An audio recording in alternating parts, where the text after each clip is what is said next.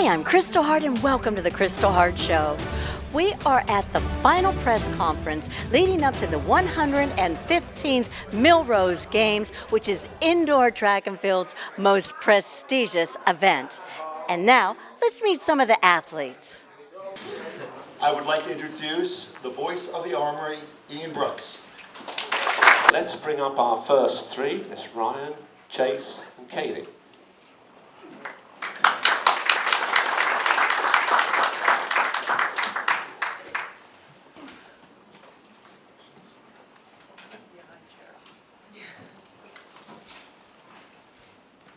I'm going to start with you, Ryan. World champion, Olympic champion, world record holder, 3 times Millrose champion, looking for your 4th. You've got to hold off that other guy. That guy, what's his name? Joe Kovacs. Yeah, something like that. No, it should be a really good comp. I'm looking forward to it. Yeah, training's going well. And always love coming to New York City for this meet. It's always a great start to the season. So training's going really well. I've been working on some new stuff in training. So Tell us about that. Come on. Oh, it's top secret. You guys are going to have to wait and see. So I've been working on a pretty big change to my shot technique. And so, yeah, I think even a non-shot put fan or diehard shot put fan will be able to pick up on it. So it's a new shot put technique. Probably be rolling. If I have a good round 1, I'll roll it out probably in round 2. Okay. The mystery deepens. So this is the first time. This is a unique shot put competition because you're mixing it up with the ladies. Will that change your mindset at all? Be careful what you say, Ryan. Yeah, You've got one of the competitors right next to you. I don't think it will too much. The one thing I do like about this co-ed comp is that the field is relatively small. Some mistakes that have been made in the past are doing larger fields. When you combine 6 men, 6 women to 12, then that's like a prelims round, and it takes too long. So I like the 4 and 4 because it lets us get into a rhythm. 8 throwers is a normal final field, so I do like the format that we have here.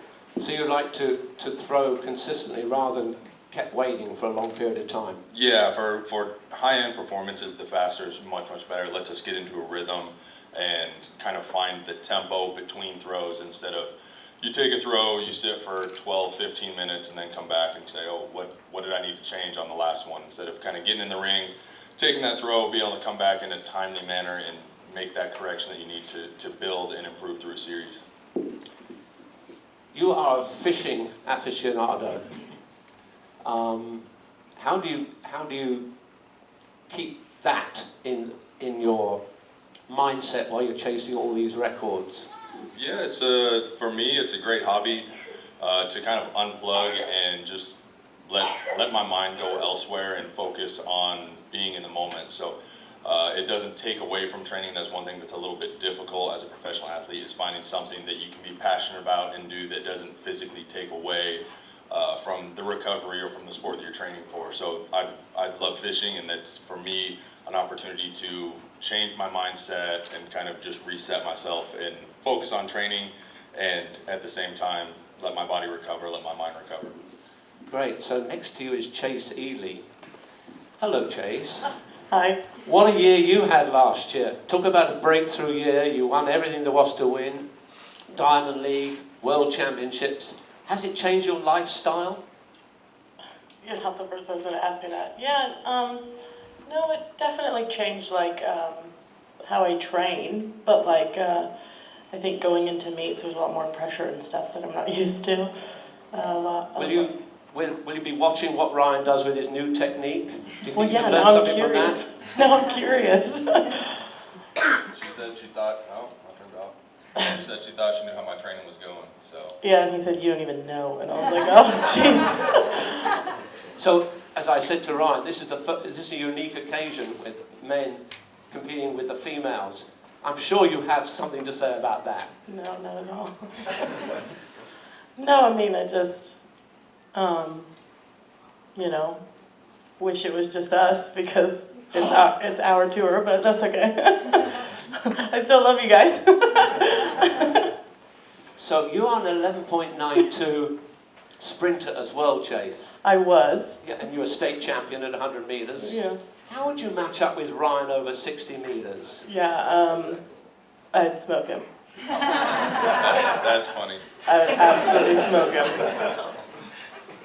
You still got that leg speed in you?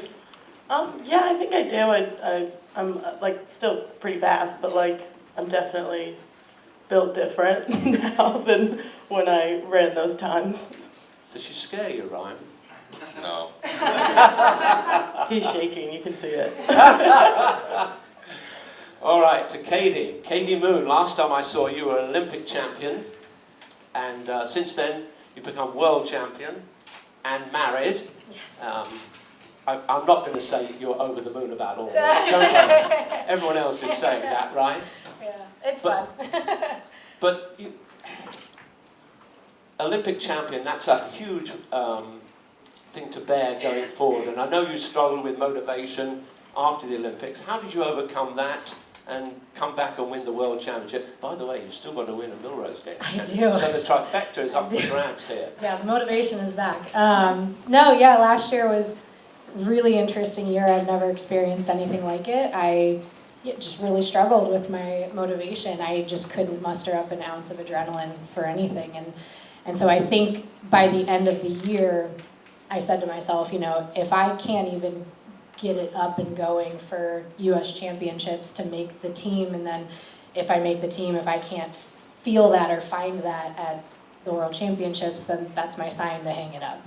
I'm 31, I'm getting married, like maybe I won the biggest thing, so maybe this is it, and maybe this is just how it feels when you're done. But I found it, and it was a really good World Championships, and I think that just instilled a confidence in me that I wish the Olympics had instilled. I almost felt like after winning the Olympics, I had to prove why I won the Olympics. And so after last year, struggling as much as I did, and then winning Worlds, it just told me, okay, you are good at this. You can believe you're good at this and not put so much pressure on yourself and just relax and have fun with it. And so this year has been entirely different. My training has gone well. I did take a break to get married, so I'm a little rusty, but overall I'm really happy with where I'm at. So last week in Boston, Bridget, not taking away anything from Bridget Williams, who performed fabulously. Yes, she did. Being a little bit rusty, what adjustments have you made coming into this week? Yeah, to win your first Millrose? Bridget was amazing, so I definitely can't take anything away from her.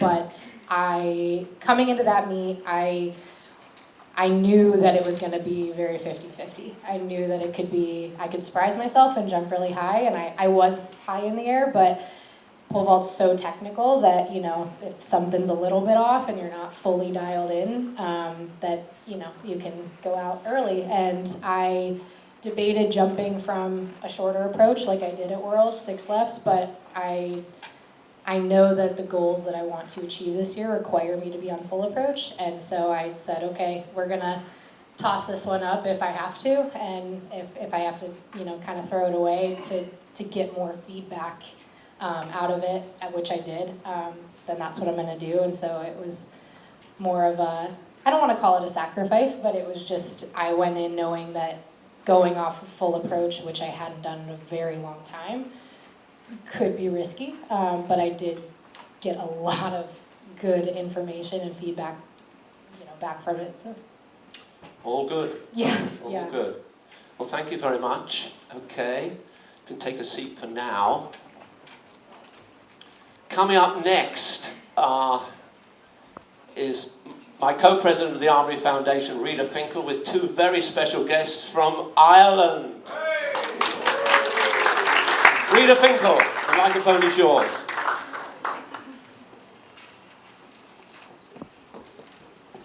Good morning, everyone.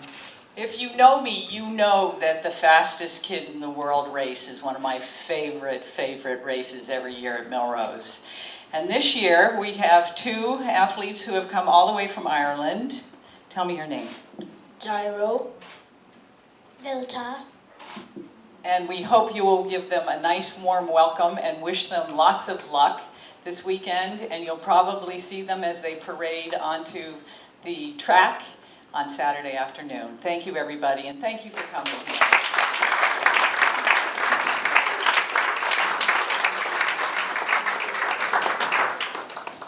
Thank you, Rita, and it truly is Rita's highlight. I know she can't wait for this.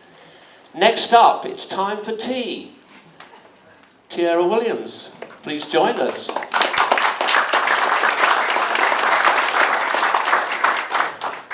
All right, I'm so excited to be here. So my next section 2, Anna Hall, Abby Steiner, Noah Lyles, Kristen Coleman, can y'all join me up here?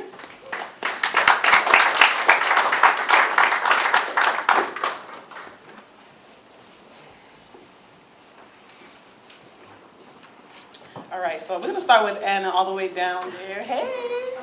So Miss World Championship medalist, 2-time NCAA champion, the woman who makes the multis look super cool. You've had some solid openings this season so far in long jump, shot put, the 400, but there isn't a multi at the Millrose Games. So what made you want to come compete here? That is a little bit of a sore subject. I would love for them to add one. Everyone in this room has the power to do that. But I just love getting to compete against the specialists. I think it makes it a lot easier when I go back to the multi and say I'm running the 60 hurdles this weekend and I'm running against, you know, Kenny Harris and Ealey, some of like the best in the world at what they do. And then I try to keep up, hopefully get a PR, and then I go back to the multi and I feel at ease and like all the weight's off my shoulders, so yeah. So is there ever like a mental battle competing against specialists and you're as a multi-athlete? I think a little bit. My coaches have talked to me a bit about that last year when I was running the 400 hurdles and this indoor season. Sometimes I get this mindset of like, oh, like I'm a multi, so I shouldn't beat this person, or I shouldn't be able to hold my own. And so I'm challenging myself to step outside of that and keep getting in there with the specialists, even at the highest of levels, and not to feel like I don't belong. So, yeah. Super looking forward to that. Miss Abby, we're on to you. Miss Abby, 2022 NCAA champion, World Championship medalist, recent dog mom. You've been having some pretty fast 400s this season. So first Millrose Games, your second time ever running the 300, American record attempt. How are you approaching this race this weekend? Yeah, I think it's been nice being able to run a couple of 400s this indoor season just to kind of get an idea of where I'm at with training.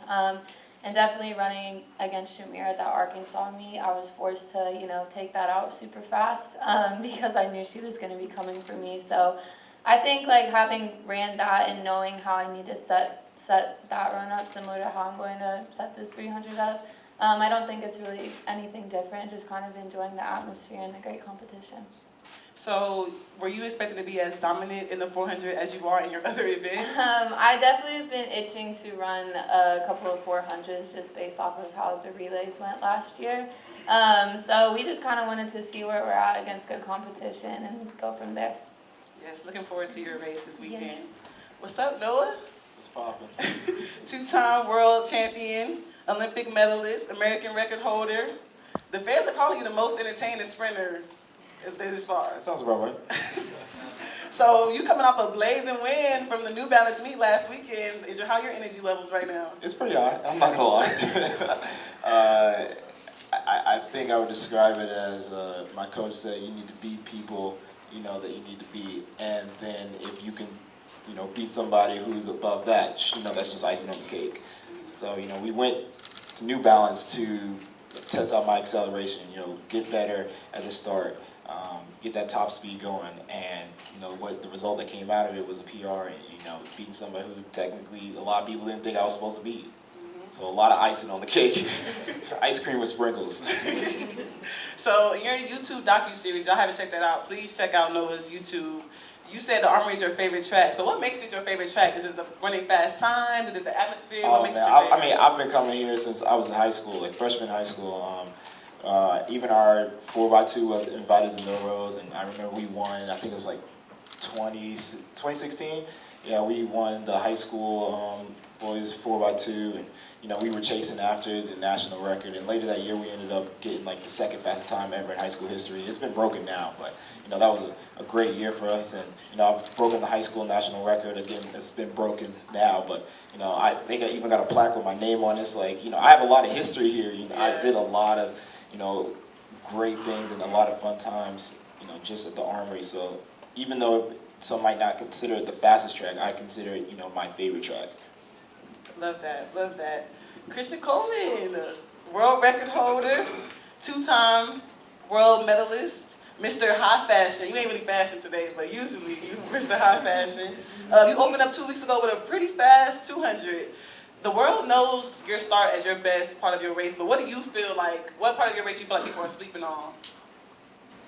I mean, I feel like you're right. Like, I feel like I'm, known for a pretty fast start.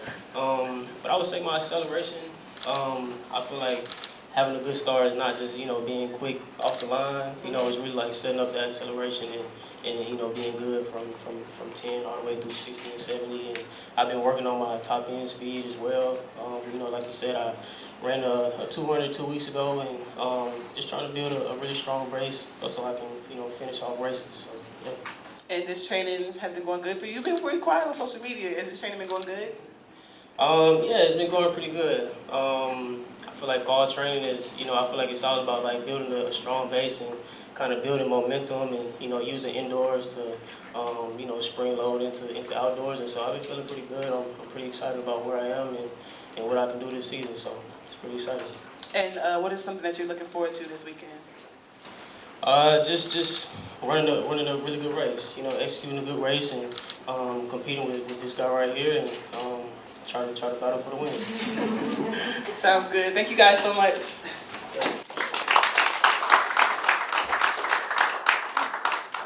Final foursome. What a foursome we've got here. Oh my. I'm going to start with Yared. I saw you yesterday at the Armory track making everything look so easy. Was it as easy as I thought you looked yesterday when you were doing all that? I don't think it's ever quite as easy as it looks. I think I have a very easy stride the way I run, and we noticed. Yeah. It definitely looks easy to a certain extent, but I think overall, I'm still working like everyone else. It's just a matter of kind of how you hold yourself. Okay, so 3,000 meter American record. Be careful what you say because Ollie's sitting right next to you, but feel free. What are your expectations coming into this? And I've heard rumours that it's going to be a sub 350 race because it's 153 at 880 yards projected with Eric Sawinski. So it's going to be fast. Yeah, I'd say the expectation is definitely, get under that and just run a really fast race overall. But I think Ollie would say the same, that we're both here to win the race regardless of what happens. We're great teammates and we're good friends. Our friendship will stop once you hit the track. Come on. I was gonna say, I'll see him in the speed suit looking all voluptuous, and I'll just be like, I got him. Ollie, you've come here as the defending champion, and you've got a remarkable week ahead of you because next week you're going straight to Australia for the World Cross Country Championships.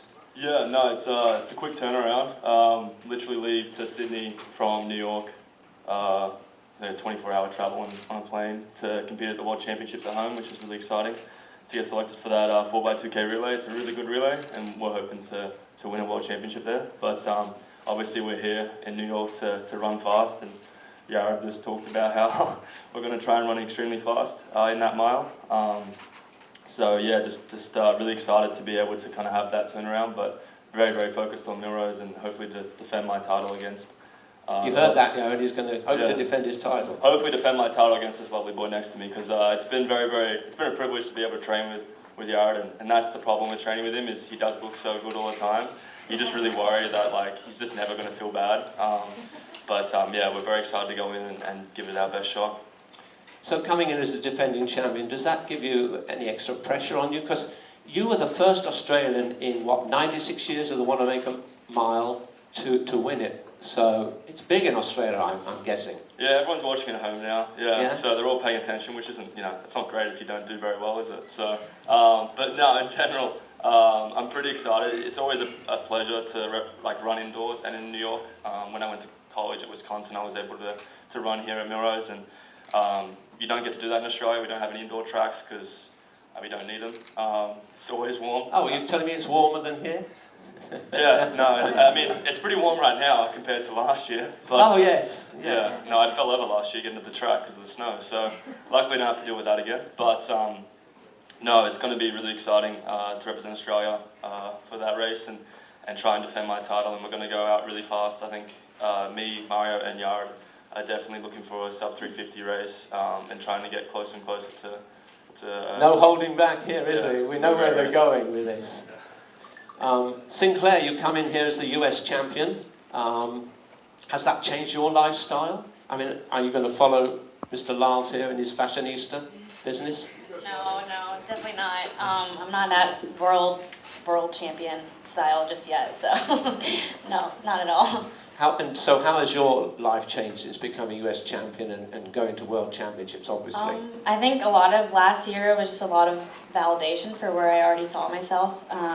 I kind of already saw myself at that level, and being able to compete with not only the best in the US, but the best in the world. And so I think a lot of last year was just, like I said, validation for where I thought I was already at. And what changes have you made to your approach training-wise? Have you made any changes, extra mileage, different workouts? Yeah, definitely. I think I can train a little bit harder now. I think, we're trying to use a little bit more altitude in our favor. But yeah, I think a lot of things haven't really changed. Maybe just, running faster in practice and adding a little bit more mileage, but everything's probably been about the same. And so you changed coaches, right? Yeah. And what was the difference in philosophy between the two coaches? Yeah, when I was with Bowerman Track Club, it was just a lot more strength-based, and I think now we do strength a lot, but we also touch on speed, which I think is more my forte. So I think I get a good mixture of both now versus when I was with Bowerman. Who are you looking out for in the Rudin Wanamaker mile? Definitely Laura Muir. Oh, really? She's going to be my target, so yeah, that's who I'm going for, and I know she has a great resume, and I hope to be able to compete with her and hopefully beat her. That's what we like to hear. So did you watch the race last weekend in Boston? Yeah, I did. Very exciting race. Yeah, it was a cool finish. Okay. So this is exciting. Yeah. We're thrilled to have you back here. Yeah, thank you. As we are with this young man, Mr. Luis Grijalva, fourth last year in the 3,000 meters, Luis, and only Cole Hocker of the people that beat you last year is not here, but Mr. Joe Klecker is also in the field. So how do you view the race? And wouldn't it be great if a Guatemalan could win a big race? Yeah, it would be great. I mean, first Guatemalan to ever win a Millrose would be pretty cool to have. Would the check be bigger? Probably. No, but it's great. Competition is great. I'm not really worried about people, just other people. I'm just worrying about my race and just trying to just compete and not really chasing time, but more so of making decisions in the kind of late stages and being not insecure and just feeling ready to make a move when I need to, and just having fun with it. Yeah. But in terms of worrying about anyone else, those arm guys, they train at sea level. That boulder, those guys. Yeah, that boulder altitude, 5,000 feet compared to Flagstaff. I mean, we train at 7,000 feet, so there's advantage right there, Throwing it down. That's medium altitude, isn't it? Yeah, it's medium altitude, right? That's not high altitude, it's medium altitude. It's higher than Boulder, though, Looking back to last year when you were outkicked at the end, it was a furious finish, wasn't it? So, in your mind, what did you learn from that, and what would you do? What would you have done differently, perhaps? Yeah, I think last year was just in terms of adjusting to the new being a professional runner. It's just really different from being in the collegiate system where you're racing every 2 weeks or so. But I think this year, in terms, I got a lot stronger in the aerobic work, and I think my speed's been really great so far. But it's more so of being aware of my positioning, that with a K to go and making sure I'm making the right move. But last year I think I made a move for 400 to go to the front, and then they kind of just sat on me and they kind of blew my doors out at the last 200. But now you're up 4th place in the World Championships last year. Yeah. That was a big deal. Yeah, I mean, I got confidence from that. Last year I got to race a lot of overseas Diamond League races, and I feel like that gave me confidence to kind of race here. Domestically is really good here for competition in the U.S. Millrose does a great job of bringing all the best domestic athletes that train and live in the U.S. to come out here. But no, I think that 4th place finish at World is just, it was so unexpected for myself, to be honest, and didn't know what to expect. And I think it just changed the way I look at the sport and track and field. Anything could happen. I think I had one of the slowest PBs coming into that race, and I got 4th. And you don't win a race on paper. Nah. Do you? Nah. You win it on the track. Exactly, yeah. Now I also understand, I'm sure most of you do know here, he is a DACA student, so the rigmarole of getting to a World Championships, because you were from the Bronx, weren't you? Or Da Bronx, as they say here. Yeah, when you were 1 year old? Yeah, when I first came to the States, my family moved to the Bronx, so New York City, and that kind of crossed down the road. And then after that, I went out to California. And Ray Flynn has been helping you as you traverse the globe, as it were. Yeah, him and my Laura Jessica have done a great job of getting me across overseas. For those of you who don't know what DACA is basically I just can't leave the U.S. without a special permission, and I can do anything else an American can do, but like I said, I just can't leave, and I can't apply for a green card or become a citizen yet, and I just have to keep waiting, and it's kind of unknown right now. But last year Flynn Sports, they helped me out to kind of go overseas, and the story with Tokyo was kind of crazy. Didn't know I was going to Tokyo until 2 days before my flight, and then made the Olympic final in the 5,000 meters, and it was just time after time. It's really just the time management is crazy because we don't know if we're going to get the permit on time or not. Sure. But basically, every time I have to leave the U.S., I have to apply for a permit to leave the U.S., and that takes a lot of money and it takes a lot of time and effort. Yeah. Do you hear from the president of Guatemala at all? Is it a president there in Guatemala? Yeah. And does he contact you after your performances? No, not so often. It's more so the Olympic Committee out there. Okay. But my mom did shake his hand at the Olympic ceremony. Yeah? They had. I wasn't there because I couldn't go, obviously. But my mom shook his hand. That's nice. Well, we want to wish you all well, as indeed wish all the athletes well. Thanks very much. And I'm Kristal Hart reporting on the 115th Millrose Games. Hope you've enjoyed the show, and thanks for watching.